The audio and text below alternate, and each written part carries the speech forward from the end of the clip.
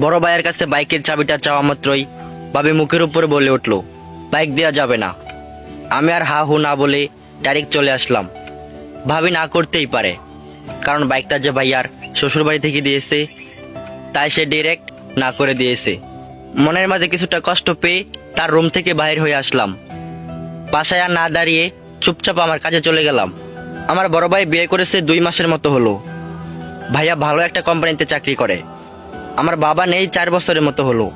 বাবা আমাদের ছেড়ে যাওয়ার পর ভাইয়াই সংসারে হাল ধরেছে। তার ইনকামের টাকাতেই আমাদের সংসার চলে। ভাইয়া কখনো নিজের জন্য কিছু কিনে নাই, আগে আমার জন্য কিছু কিনে দিয়ে তারপর নিজের জন্য কিনেছেন।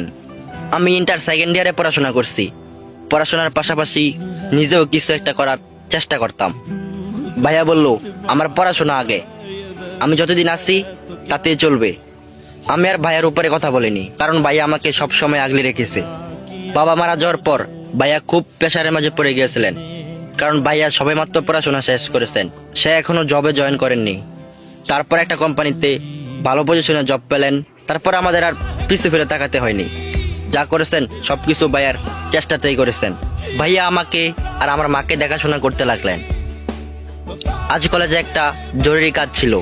ভাইয়া যেহেতু বাড়িতে নাই, তাই আমি বাইকের চাবিটা চাইছিলাম। আমি আবার সচরাচর বাইকের চাবি চাই না, কারণ ভাইয়া যখন কোনো কাজে আমাকে বাইক দিয়ে পাঠাতেন, তখন ভাবে একটু অন্য নজরে তাকিয়ে থাকতেন। এটাই স্বাভাবিক, কারণ বাইকটা যে তার বাবার বাড়ি থেকে দিয়েছে ভাইয়াকে চলাফেরা করার জন্য, সেখানে ভাবি তো বাইকটাকে যত্ন করে দেখে শুনে রাখবেন। তাছাড়া বাবার বাড়ি থেকে কিছু নিয়ে আসলে তার যত্নটা একটু ভালোভাবেই করা হয়, একটু আগলে রাখার চেষ্টা করে। আমি সেখানে ভাবির কোনো অন্যায় খুঁজে পেলাম না। ভাইয়া বিয়ে করার কিছুদিনের মাঝেই আমি বুঝতে পেরেছিলাম ভাইয়ার ইনকামে চলার আশাটা আমাকে ছেড়ে দিতে হবে।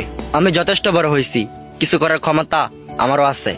তাই আমি একটু একটু চেষ্টা করেছিলাম কিছু একটা করার জন্য।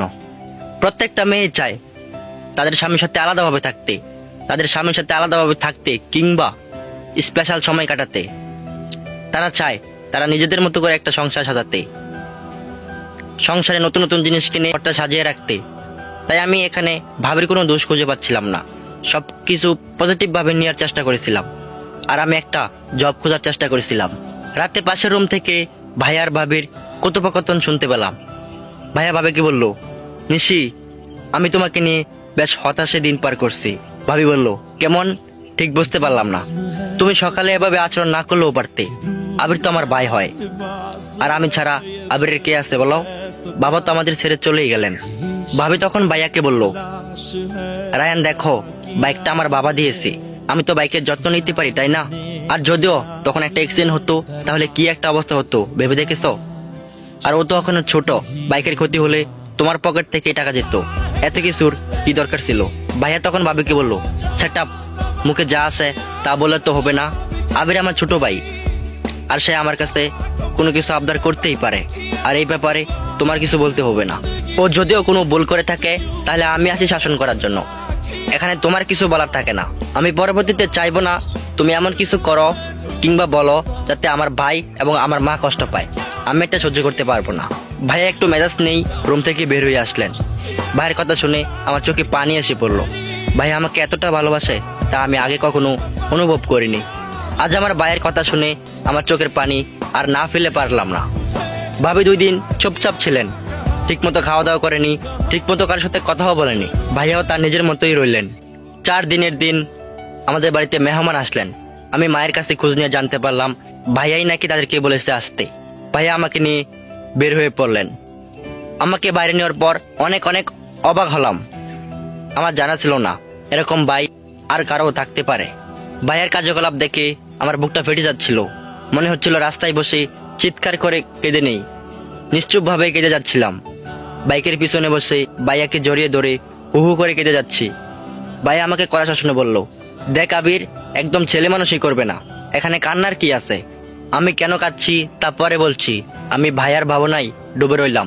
আমার ভাবনায় শুধুই ভাইয়া। আমরা 2 ভাই যখন বাড়ির উঠানে গেলাম, তখন সবাই আমাদের দিকে অবাক হয়ে রইলেন। ঘর থেকে মা এবং ভাবির পরিবার এসে আমাদের সামনে দাঁড়ালেন। ভাবি কিছু বলতে যাবে, তখনই ভাইয়া ভাবিকে থামিয়ে ভাইয়ার শ্বশুরকে বললেন, বাবা, আমায় ক্ষমা করবেন। আমি প্রথমে আপনাদের কাছে ক্ষমা চেয়ে নিচ্ছি। আমি জানি কথাটা শুনে কষ্ট পাবেন, কিন্তু আপনি যতটা কষ্ট পাবেন তার চেয়ে দ্বিগুণ কষ্ট পেয়ে আমি বসে আছি। এই যে একটা বাইক দেখতেছেন, এটা আমার ভাই আবিরের বাইক।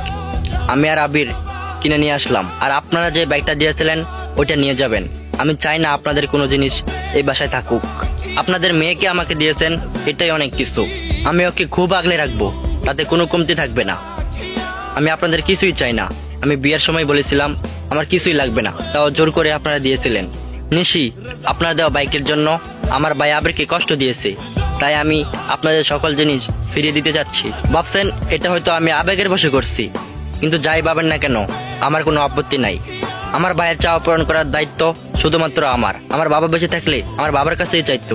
বাবা যেহেতু নাই, সেহেতু আমি আমার ভাইয়ের সব। তাছাড়া আমার বাবা আমার পড়াশোনার জন্য অনেক টাকা নষ্ট করেছে, আর সেই টাকার ভাগ আমার ভাইয়েরও আছে। যতদিন ও কিছু করতে না পারবে ততদিন ওর পাশে আমি আছি। আমার ভাইয়ের উপর আমার আস্থা আছে, ও যথেষ্ট ভালো ছেলে। আর হ্যাঁ, আবে যতদিন চাকরি না পাবে ততদিন আমি, আমার মা, আমার ভাই একসাথেই থাকবো। আর নিশি যাতে এই ব্যাপারে কোনো কথা না বলে। আর এই